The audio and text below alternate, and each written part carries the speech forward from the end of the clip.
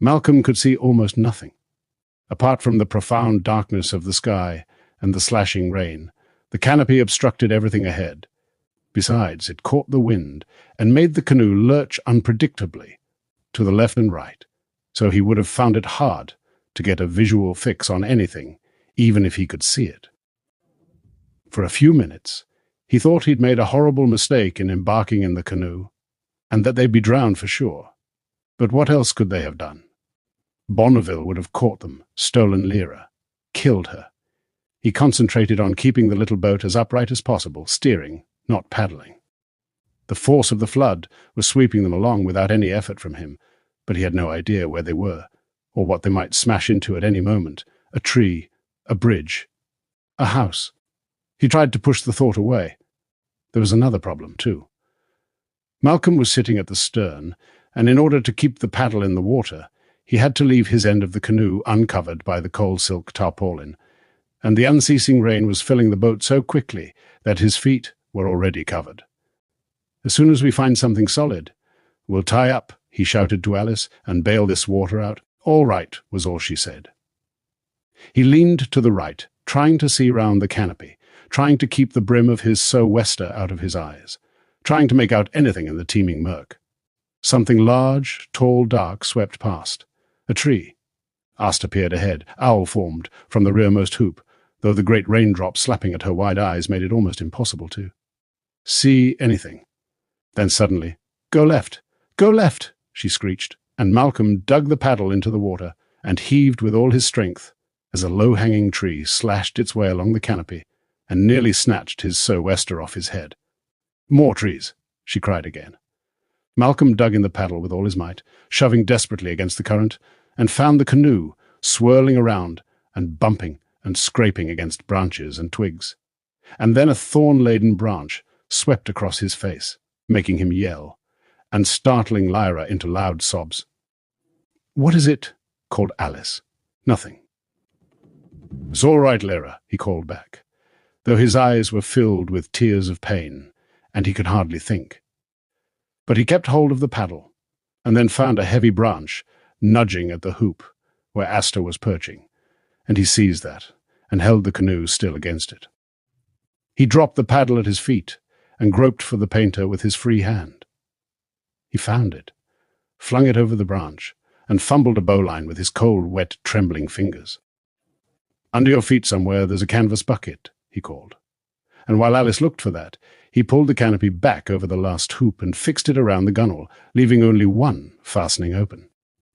"Here you are," she said, reaching forward. Lyra was still yelling. He took the bucket and started to bail, tipping the water over the side where the canopy was still undone. It didn't take long.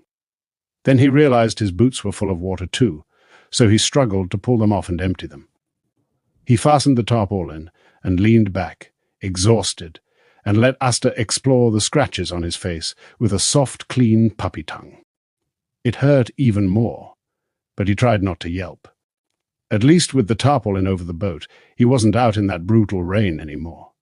It hammered at the cold silk, but not a drop got in. "Under your seat there's a tin," he said. "I sealed it with tape, so there shouldn't be any water in it. If you pass it here, I'll open it. There's some biscuits in it." She fumbled around and found the tin. He picked at the tape until he found the end, and opened it. It was perfectly dry. And he'd forgotten. He'd put his Swiss Army knife in there, and a little anbaric torch. He switched it on, dazzled by the brilliance, and it stopped Lyra from crying. "Give her a biscuit to suck," he said. Alice took two, one for herself and one for Lyra, who, after waving it around doubtfully, found her mouth and began to suck with immense pleasure. Malcolm saw something out of the corner of his eye, or was it in his eye? A little patch of white on the floor of the canoe. And then, without the slightest warning, it became the shimmering, flickering spot of light, floating in the darkness ahead of him. He blinked and shook his head. This wasn't a good time for spangled rings, but it wouldn't go. It floated in midair, scintillating and spinning, flashing and turning. "What's the matter?" said Alice. She must have felt him shaking his head or sensed that his attention was distracted. "Something in my eye." I got to keep still. He sat there in the wet discomfort and tried to feel calm. He did feel something. The kind of thing Asta had described on that evening when it came on them during his geography homework. A sort of peaceful, disembodied floating, in a space that was immense or even infinite in all directions. The spangled ring grew larger, just like before, and as before he was helpless and paralyzed while it came closer and closer, and expanded to fill the entire circumference of his vision. But he was never frightened. It wasn't alarming. In a way it was even comforting, that calm oceanic drifting. It was his aurora. It was telling him that he was still part of the great order of things, and that could never change. He let the phenomenon run its course, and came to himself, exhausted, as if the experience had been strenuous and demanding. But the little patch of white was still there on the floor. He felt down and found it. A card of the sort ladies and gentlemen had with their names printed on them. His eyes were still too disturbed to read it, and without a word to Alice, he put it in his shirt pocket. And once all his consciousness was back in the little enclosed space under the canopy, he could easily tell what Alice had made out earlier. Lyra needed changing. Well, there was absolutely nothing they could do about it now. "What are we going to do?" said Alice. "Stay awake. That's the first thing. If the water goes down while the canoe's still tied to the branch, we'll get tipped out and left with the canoe halfway up a tree. Yeah, that'd be pretty stupid." Lyra was humming, or saying something to Pantaleimon, or just expressing her pleasure in the soggy biscuit. "Well, she's easily pleased," said Malcolm. "We got to change her soon. She'll get sore otherwise. That'll have to wait till we can see where we're going. Until we can get some hot water to wash her. As soon as it's morning, we'll see if we can paddle back home. He'll still be around," she said. That was the least of it, Malcolm thought. The force of the flood might prevent them from going back anyway. They might find themselves swept all the way through Oxford and onto. Where? Well, we'll aim for a house or a shop or something where we can get whatever she needs, he said. "Yeah," said Alice. "All right. There's a blanket down there if you're cold. Wrap it round both of you." More fumbling, and then she found it. "It's soaking wet," she said. "You going to stay awake?" "Yeah." "Keep watch. I'll try anyway." "Well, wake me up when you can't anymore." He switched the torch off. The canoe certainly wasn't made for sleeping in. Even if he'd wanted to stretch out, there was still an inch or so of freezing water in the bottom that he couldn't get out with the bucket. And even if it had been dry, there was nowhere to rest his head but the wooden seat, and even if, as Asta had said earlier. In fact, there was plenty to complain about. But Alice hadn't complained once. He was impressed, and vowed not to say a word about the pain from the thorn scratches across his face. He felt her settling down at the other end of the little boat. Lyra had stopped crying, thanks to the biscuit, and was dozing in Alice's arms. Alice had propped herself inside the bow, with her knees up over the front seat, so as to make her body and arms a cradle for Lyra. Her daemon was squeezed down beside her. Asta became a ferret and settled around Malcolm's neck. "Where do you think we are?" she whispered. "Somewhere down Port Meadow. There's that oratory off to the right with a grove of trees. That's nowhere near the river. I don't think there's a river anymore. This is ever so much higher. There's water everywhere. Yeah. Do you think we'll get swept away?" "No. We managed to tie up in the dark, didn't we? Once we can see, in the morning we'll find our way back. It's going ever so fast, though." "Well, we'll stay tied up till it stops, then." Asta was silent for a few minutes, but he knew she hadn't gone to sleep. He could feel her thinking. "Suppose it never stops?" she whispered. The Egyptian man didn't say it'd do that. Just that there was going to be a flood. It feels as if it's going on forever. There isn't enough water in all the world to do that. Eventually it'll stop and the sun will come out. Every flood stops in the end and goes down. This time might be different. It won't. "What's on that card?" she said after a moment. "The one you picked up?" "Oh, yeah." He fished it out of his pocket, and shading the torch with his hand so it wouldn't wake Alice, he read. "Lord Asriel, October House, Chelsea, London. On the back were written the words with many thanks. "If you need my help at any time, be sure to ask. Azrael." An idea came to him, glittering, shimmering, spangled with brilliance. Asta knew what it was at once and whispered, "Don't tell Alice." The idea was to set off over the flood, all the way down the Thames, and find Lord Asriel and take his child to him. It was almost as if that was why Lord Asriel had paid for La Belle Sauvage to be improved, as if he knew the flood was coming, and had prepared a safe vessel for his daughter, and as if the faithful canoe had given the message to Malcolm. He felt the idea warming him through and through, and they agreed wordlessly, "Don't tell Alice, not yet." He tucked the card back in his pocket and switched off the torch. The rain was beating on the tarpaulin, just as furiously as it had been doing since they started, and if anything, Malcolm thought, feeling cautiously along the painter, the canoe was higher in the tree than it had been when he tied it. Even worse than being tipped out, as the water fell would be being dragged below as it rose. Still, a bowline was a good knot, and he'd be able to undo it in the dark if he needed to. "Mind you," he whispered, "a slipped reef knot would be even better.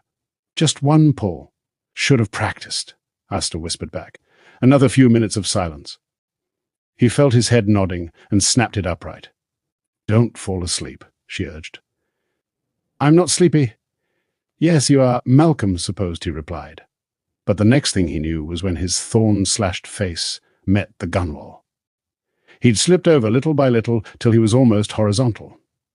"Why didn't you wake me?" he whispered to Asta. "I was asleep, too."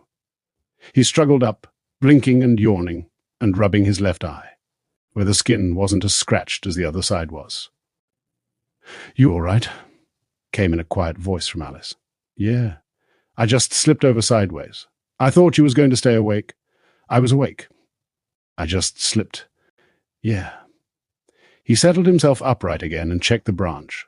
The boat didn't seem to have gone up or down, but the rain was still hammering on the tarpaulin. "You cold?" he said. "Yeah? You?" "A bit. We need more blankets, dry ones, and cushions or something. It's bloody uncomfortable." "We'll get 'em in the morning."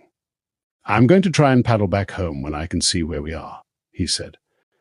"But we'll get stuff for Lyra first." They were quiet for a minute. Then she said, "What if we can't get back? We will, you hope. Well, it's not far. This water's racing along. You can't paddle against that. Then we'll hold tight here till it stops." But she needs. We're not in the middle of nowhere. There's shops and stuff just across Port Meadow. We'll go there as soon as we can see, in the morning. Your mum and dad'll worry. Nothing we can do about it now. What about yours? Got no dad? Just mum and my sisters. I don't even know where you live. Wolvercote. She'll think I've drowned. So will the nuns. They'll think Lyra's been carried away. Well, she has been, you know what I mean, if there's any of 'em survived. Another minute or two went by. Malcolm heard her Damon whispering something to her, and heard her whispering back. Then she said, "Did you go to the potting shed like I told you?" Malcolm felt himself blush, and was glad of the dark. He said, "Yeah."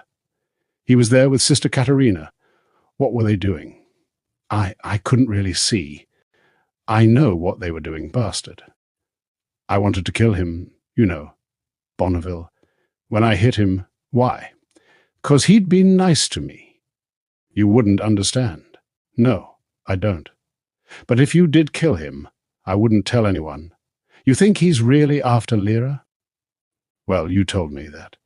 Do you think he could be Lyra's father? No, I've spoken to Lyra's father.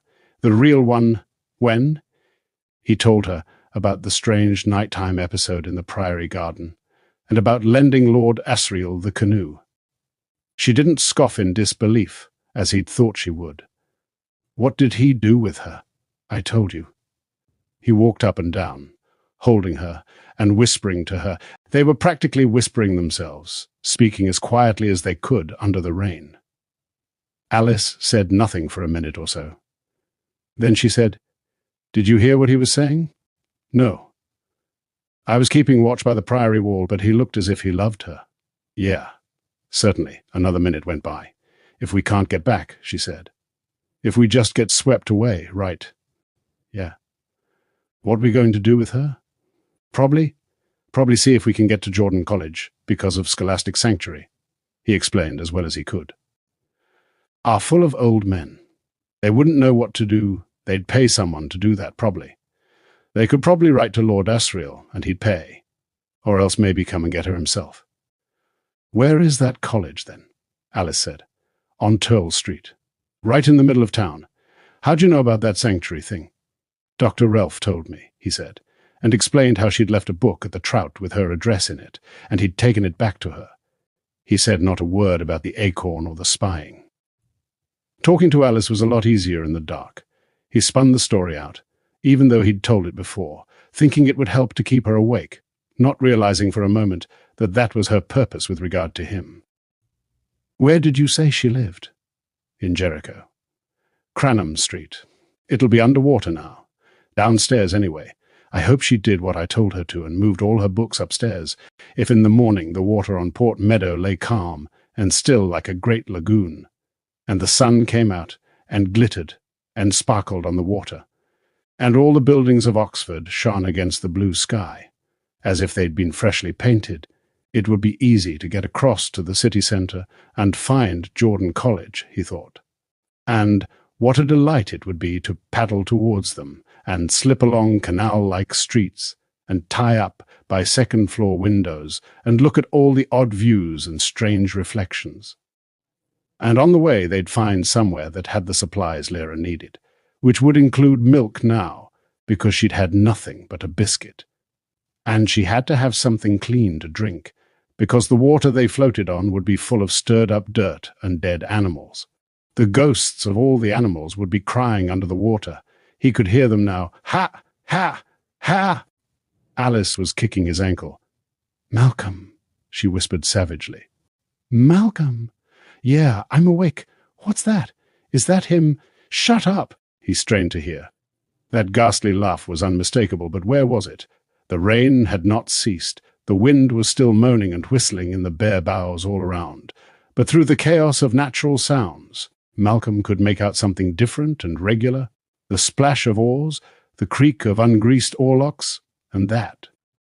Hyena laugh over it all, as if it was mocking Bonneville himself, mocking the flood, mocking Malcolm and his efforts to make the little canoe safe. Then they heard Bonneville's voice.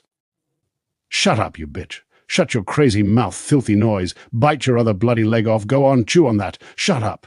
Stop that goddamn noise. It got closer and closer. Malcolm's hand found the Swiss Army knife and opened it silently. He would stab the Damon first, and then the man. The paddle was at his feet. If he swung it hard, he might knock the Damon into the water, and then the man would be helpless. But he might grab the paddle before Malcolm could do that. The sounds diminished. Malcolm heard Alice blow out her breath, as if she'd been holding it in. And Lyra stirred, and in her sleep uttered a little whimpering mew, which Alice quickly muffled. Malcolm could see nothing, of course, but it sounded as if Alice had her hand over Lyra's mouth, and then came a sound of contentment from the child. But it was such a quiet sound that only someone actually in the canoe could have heard it, Malcolm thought. Has he gone? Alice whispered. I think so, he whispered back. Did he have a light? I didn't see one. He's just rowing along in the dark. Well, he's mad. Didn't see us, though. He's not going to leave us alone, said Malcolm after a minute. He's not having her either, Alice said at once. No, he listened hard. No oars, no voice, no demonic laughter. Bonneville's boat had been going in the same direction as theirs, which was the same direction as the flood, downriver, but with everything underwater, and all kinds of unpredictable swirls and currents, likely to have been born in the darkness. Who knew where he might end up? Malcolm longed for the morning with every particle of his body. Here, whispered Alice, and he leaned forward to find her hand and took the biscuit she was holding. He nibbled it slowly, only taking another bite when every crumb of the last one was gone. The sugar slowly worked its way into his system and made him feel a little stronger. There was a whole packet there, enough to last them some time yet, but his exhaustion was more than a match for the sugar. Little by little his head slipped lower, and Alice said nothing, and Lyra slept on, and soon all three of them were fast asleep. Malcolm woke when a faint grey light penetrated the tarpaulin. He was bitterly cold, and shivering so hard he was shaking the canoe. At least the drumming of the rain had stopped, and at least the canoe was still lying level on the water. He carefully unfastened the nearest part of the tarpaulin and lifted it enough to peer out. Through the bare branches he saw a wild waste of grey water, surging from left to right across the wide open space that had been Port Meadow. He could see the city's spires beyond it. Nothing but water, no ground, no river bank, no bridge. And all speeding with a mighty force, almost silent, certainly irresistible. There was no possibility of paddling against it and making their way back home. He checked the branch, the knot in the paint of the tree. The canoe was quite handily placed, in fact. Luck had been on their side, or a little luck anyway. They were among the crowns of a group of trees surrounding the tower of an old oratory, exactly where he'd thought they were, though it all looked different from high up in a tree. He couldn't remember the name of the place, but it was halfway down Port Meadow towards the south. The main force of the flood was broken up here, and baffled by the trees, which was why the canoe hadn't been torn loose and swept away. They'd have to move soon, though. Malcolm looked at that wild waste, and his heart quailed. His little boat, and all that force of water, calm. Rivers and still backwaters and shallow canals were one thing. This was another thing entirely, but it had to be done. By eye, he measured the distance between them and the roofs of Oxford, and estimated how far he could steer the canoe across that surging flood. The city was a long way off, with all that water between them. He pulled himself up, rolled back the tarpaulin, found the paddle. His moving made the boat sway, and woke Alice, who was lying with Lyra on her chest. The child was still asleep. "What you doing?" Alice whispered. "The sooner we move, the sooner we can sort her out. It's stopped raining, at least." She lifted the tarpaulin and peered out. "That's horrible," she said. "You can't paddle across that." "Where are we? Sort of near Binsey. That's like the bloody German Ocean out there." "It's not that big. And it'll be a lot easier once we get among the buildings." "If you say so," she said, closing the tarpaulin again. "How's Lyra?" "Soaking wet and stinking. Well, we'd better start then. No point in waiting till the sun comes out." He reached up to undo the knot. It was closer than it had been when he tied it, so the water was higher. "What should I do?" said Alice. "Sit as still as you can. It'll rock a bit, but if you get frightened and panic, it'll be 10 times worse. Just sit still." He could feel the contempt in her eyes, but she said nothing, and settled herself more comfortably. The bowline had been pulled tight by the strain on it during the night, but by working it back and forth, Malcolm was able to undo it. That was the thing with a bowline. You could always undo it. Though a slipped reef knot would be quicker, he thought again. Well, next time.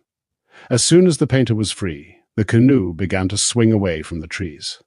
And at once Malcolm began to regret not having rolled back more of the tarpaulin. He could see hardly anything ahead.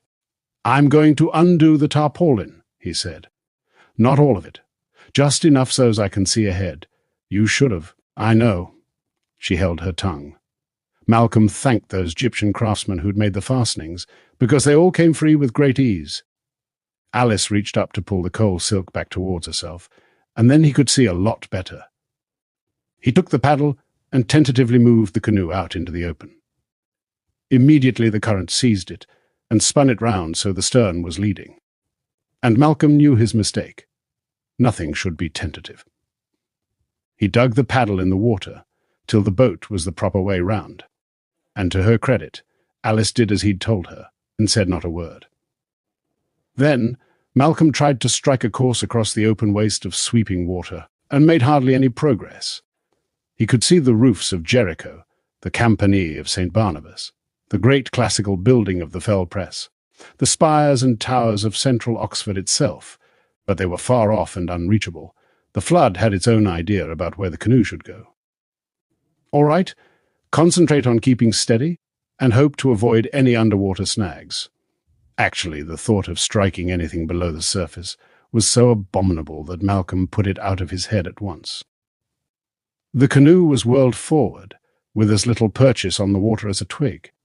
The flood was carrying them inexorably into the city, but not smoothly or easily, because the buildings broke up the flow and made the water seethe and surge with turbulence.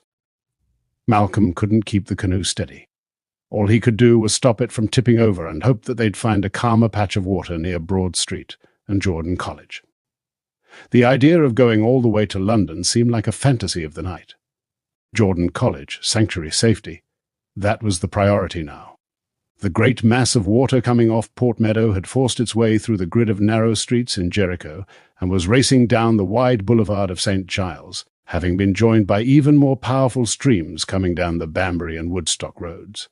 And now Malcolm and Alice could see other people struggling with the flood, some desperately trying to keep their heads above water as they were carried along, some in little boats, punts or dinghies, trying to rescue those in danger of drowning, some clinging to the trees in St. Mary Magdalene's graveyard, some being helped through open windows into Balliol or St. John's colleges. Cries of despair, shouts of encouragement, and the sound of an engine boat roaring along a side.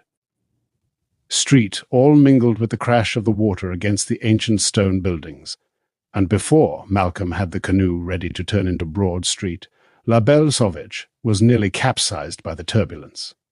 Alice cried out in alarm.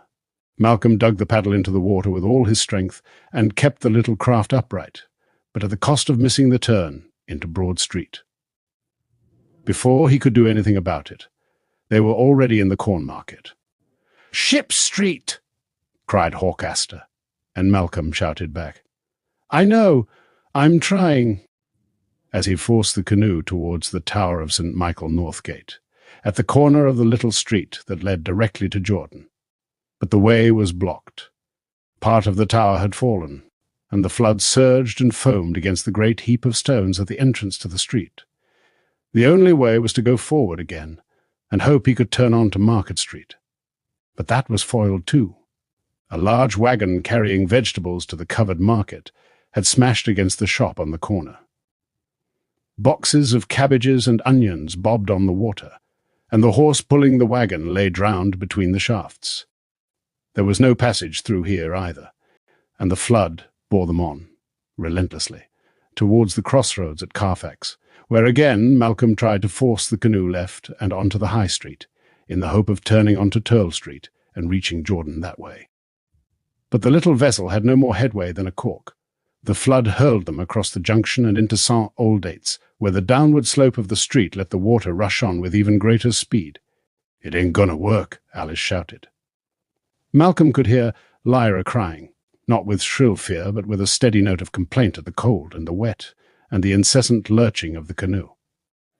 "We'll find somewhere to stop soon, Lyra," he shouted back. All around them, buildings lay with smashed windows or fallen walls, and broken doors and uprooted trees raced along on the water. Someone in an engine boat was trying to maneuver it towards an upstairs window, where a grey-haired woman in a nightdress was calling for help, her terrier Damon barking madly. Folly Bridge had been swept away altogether, and the Thames was no longer a river but a swollen sea of grey turbulence sweeping from right to left and threatening to overwhelm La Belle Sauvage entirely. But Malcolm had time to prepare, and dug the paddle in harder than ever before and just managed to keep her on a course for the level land further down. This was a district of suburban streets and small shops, and before long, hawk-eyed Asta, with Ben flying close to her, cried out, "Left! Left!" There was nothing to impede them this time, and Malcolm brought the canoe into a side street away from the main flood, where it was a little quieter. "I'm going to bring us in by that green cross," he shouted. "It's a pharmacy. See if you can grab hold. It's on a bracket." Alice sat up, looked around, shifted Lyra to her other side, and reached out to do as he said. They weren't moving very quickly here, and it wasn't hard for her to seize the bracket and hold the boat still against the building. Malcolm leaned out and looked closely down, sideways, down again. "Does it feel firm?" "It ain't loose, if that's what you mean. Right, let go and I'll catch it and tie us up." She did. The canoe moved along under the green cross, and Malcolm caught hold of the bracket. He tied a bowline again, just in case, because his fingers knew it, and he trusted it. They were right next to an upstairs window. "I'm going to smash the glass," he said. "Cover her face." He swung the paddle, and the glass fell inward with a crash that might have sounded loud in normal circumstances, but that he could hardly hear for the noise of the water. He thought that normally he'd feel guilty about that, but it would be more guilty by far to keep Lyra outside in the cold and the wet. "I'll go in," he said, but Alice said, "No, wait." He looked at her in puzzlement. "Knock all the glass out first, else you'll get slashed to ribbons," she explained. He saw the sense of that, and went round the sash frame, knocking every shard of glass into the room behind it. "It's empty," he said. "No furniture, or anything." "I expect they called the movers when they heard the flood was coming," she said. He was glad she was being sarcastic. It sounded like her again. When the frame was clear of glass, Malcolm stood up carefully and put both hands on it, then one leg through, and then the other, and then he was in. "Pass me Lyra," he said.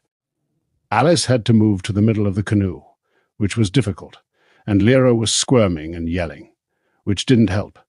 But after a minute or so of negotiation, while Asta, hawk-formed, carried the protesting swallow-chick pan, Alice held up the blanket-wrapped child, and Malcolm took her through into the empty room.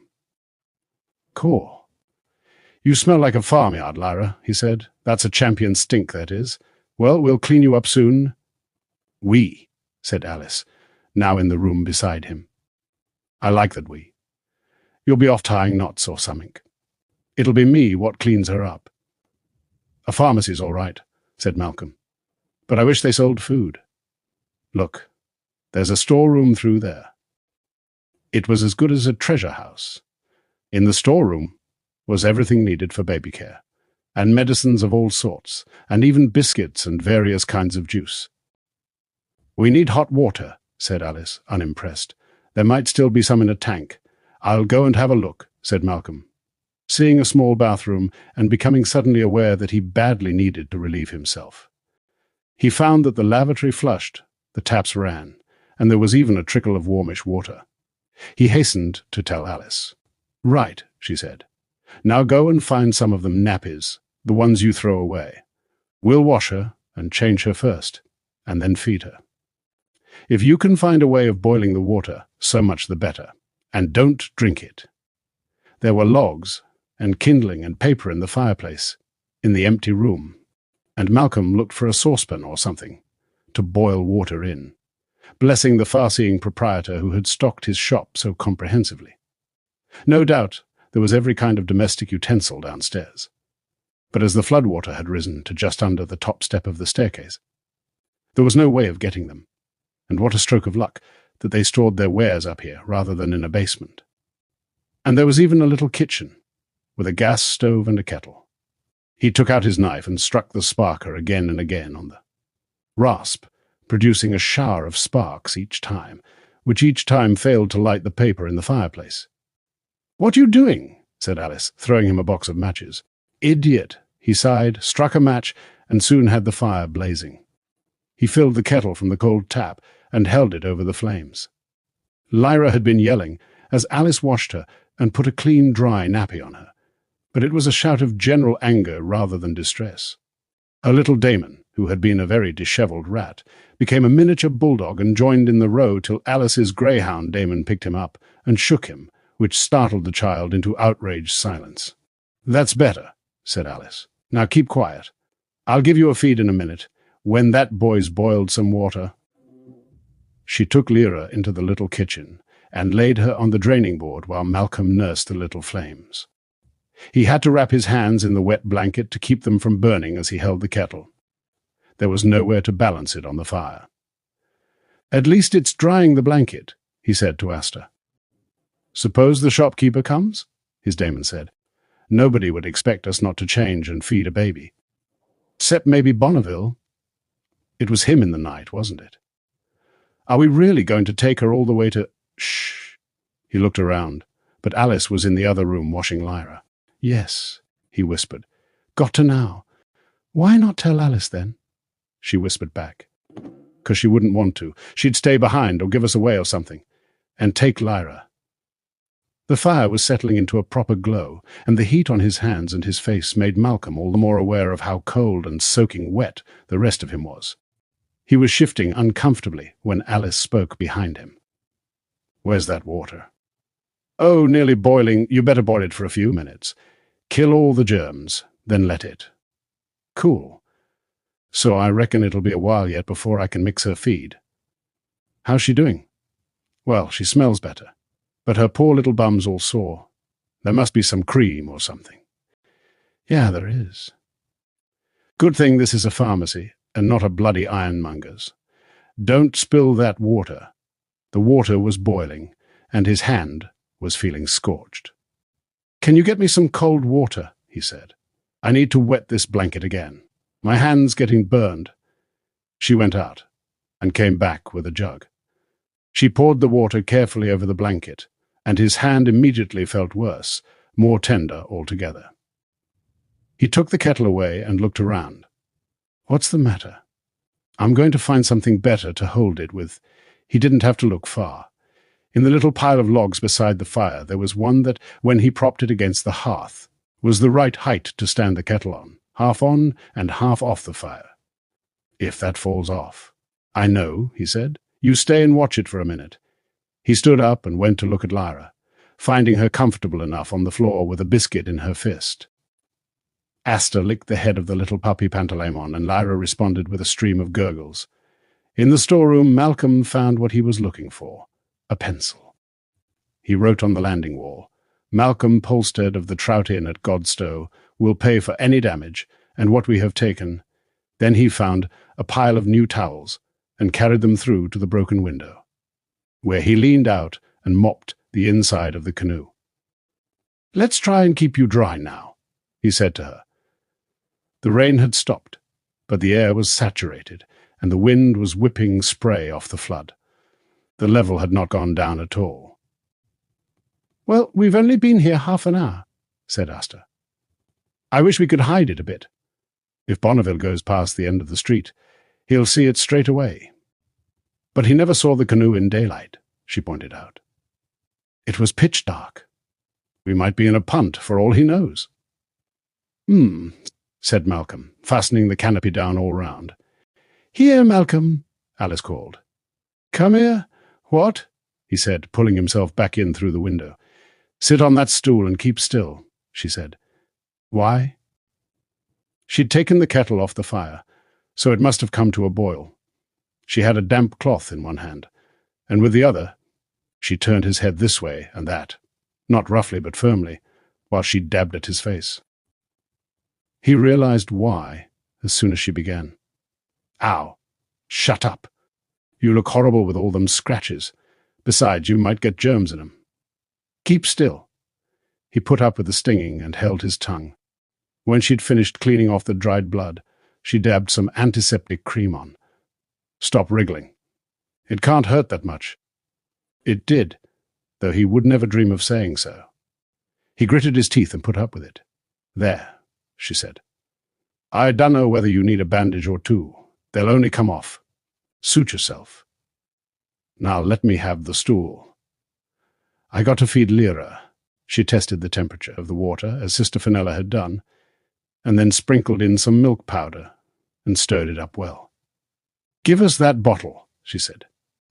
Malcolm passed her the bottle and the rubber teat. "Ought to sterilize everything, really," she said. He went to pick the child up. Pan was a sparrow chick now, so Asta became a bird too, a greenfinch this time.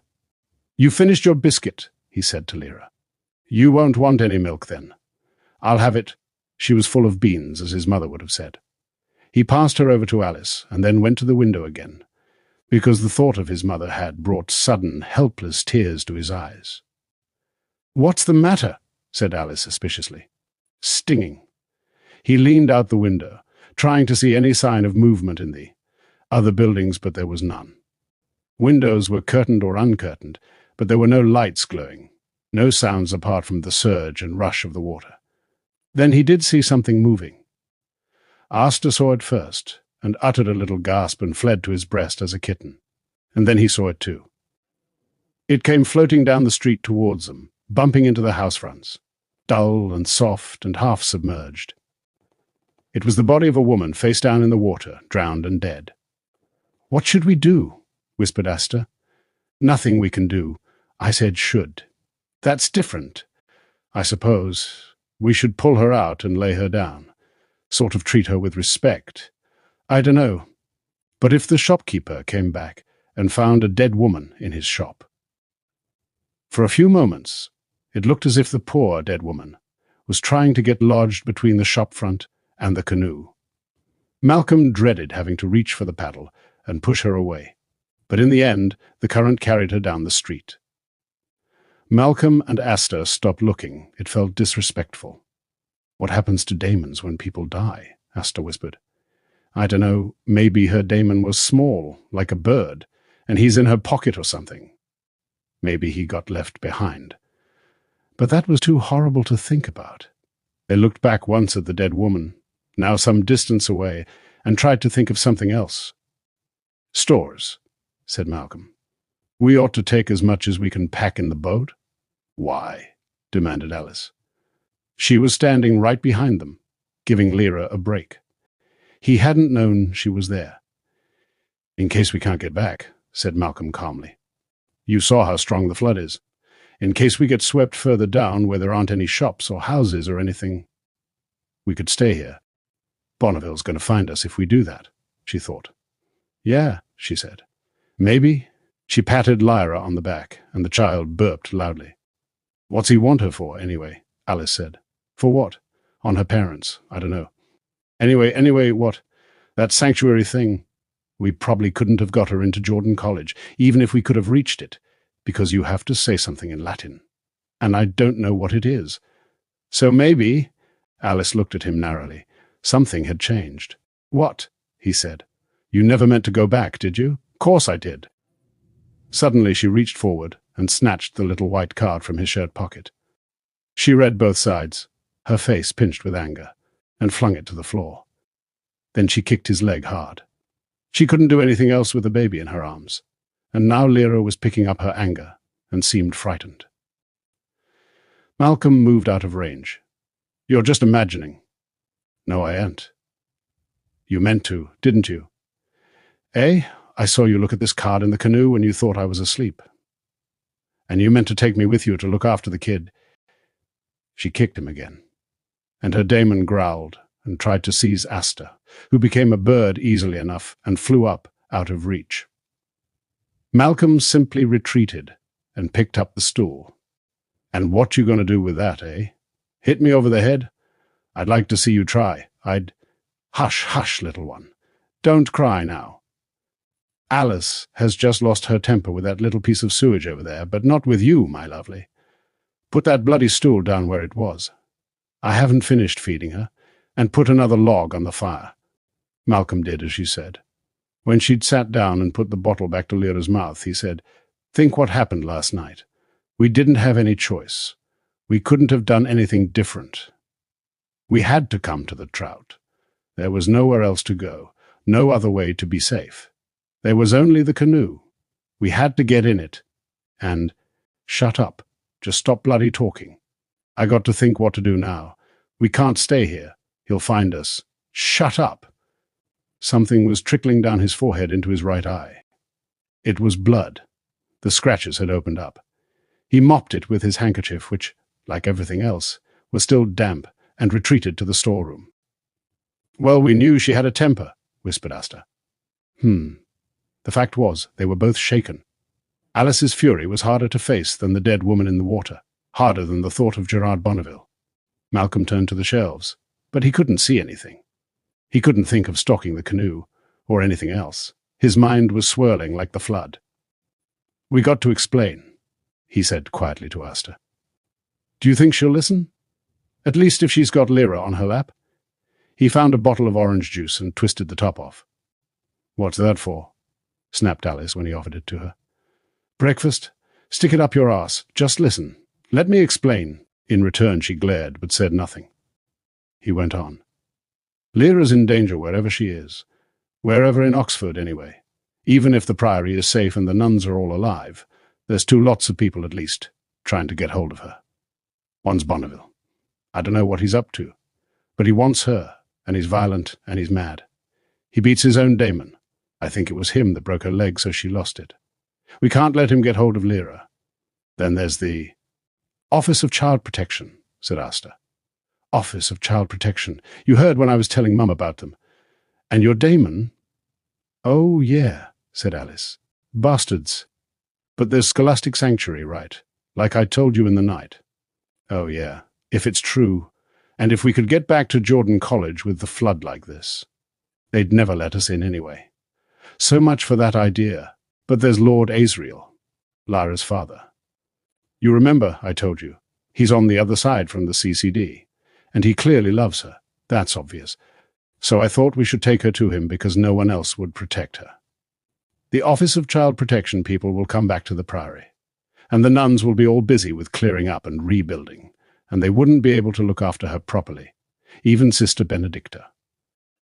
And then there's Bonneville. He's wild. He's out of control. He could snatch her any time. And Sister Katerina, she'd give her away to him. Alice considered that, and then said, What about your mum and dad? Why couldn't they look after her? They got their hands full with the pub. And the CCD could come again. There's no defense against the CCD. If they wanted to search the pub from top to bottom, they could do it, and no one could stop him. And then there's the League of St. Alexander. Someone could tell their kid that Lyra was there, and the kid might be a member, and he'd give her away. Said Alice. She put the bottle down and lifted Lyra up to pat her back. Well, there's her mother. She's on the side of the CCD. She started the League of St. Alexander. Alice stood and walked up and down slowly.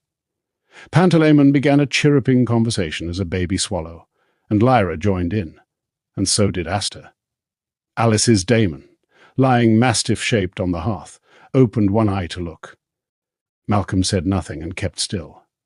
Finally, Alice turned and spoke. How are you going to find him, then, this Lord Asriel? Malcolm picked up the card. This is his address, he said. That's what made me think of it. Anyway, the Egyptians will know, if we see any Egyptians. Besides, he's a famous man. It won't be hard to find him. Alice snorted. You're a mooncalf, she said. I don't know what one of them is. Look in the bloody mirror, then. He said nothing because it seemed safer. Alice moved to the window and looked out briefly. Get me one of them blankets, she said. He found one, opened it, and put it around her shoulders. Why didn't you tell me, she said. 'Cause it all happened so quick. But you'd been planning it. The stuff you already had in the canoe. I wasn't thinking of going away, not yet. I didn't know the flood would come so soon. And if I had, I'd have probably taken Sister Fenella, 'cause I couldn't look after a baby and paddle the... Sister Fenella? What did I call you? A mooncalf? You're a bloody gormless staring idiot. Well, someone. It always had to be me. There ain't anyone else. Well, why'd you kick me then? Why didn't you tell me? Or ask me, better? I only just thought of it in the night, when we were tied up to that tree. She went back to the fire and put the last log on. So what's the plan, then? She said. Keep going downstream. Keep out of Bonneville's way. Find our way to Lord Asriel. He had to clean the blood out of his eye again. He wiped his hand on his trousers, which were nearly dry now. Sit down and take Lyra, said Alice. I'm going to put a bandage on there. I don't care what you say. You're going to drive me mad, blinking blood out of your eye all the time. She did it more gently than before. Then she held out the packet of bandages and the tube of antiseptic cream. You can put them in the boat to start with, and more blankets and some pillows if they got any. It was bloody freezing last night, and a load of them nappies that you can throw away, and matches, and that saucepan, and all them biscuits. She went on without a pause, listing so many things that the canoe would have sunk under them all. Malcolm nodded earnestly to everything. Well, go on then, she said. So he began. He gathered the things in the order he thought them important. So pillows and dry blankets came first, and then nappies and baby milk and other things for Lyra. Alice didn't seem inclined to help, and he dared not ask. So with each armful of cargo, he had to lean out the window, pull the canoe close, drop it in, and then climb down and stow it in as ship-shape a way as he could. He put a number of blankets in the prow for Alice to sit on, to keep the cold of the water below the hull away from her, and a couple of pillows there, for her to lean on. "She's very strange," Asta whispered when they were outside. "She could have whined and moaned all night, but she said nothing. I wish she hadn't kicked me, though. But she looked after your scratches." "Shh." Malcolm had seen a movement at the end of the street, and then it became clearer, a dinghy, with 2 men in it, neither of them Bonneville.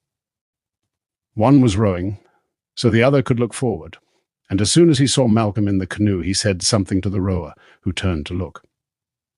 "Hey!" one of them shouted. "What are you doing?" Malcolm didn't answer.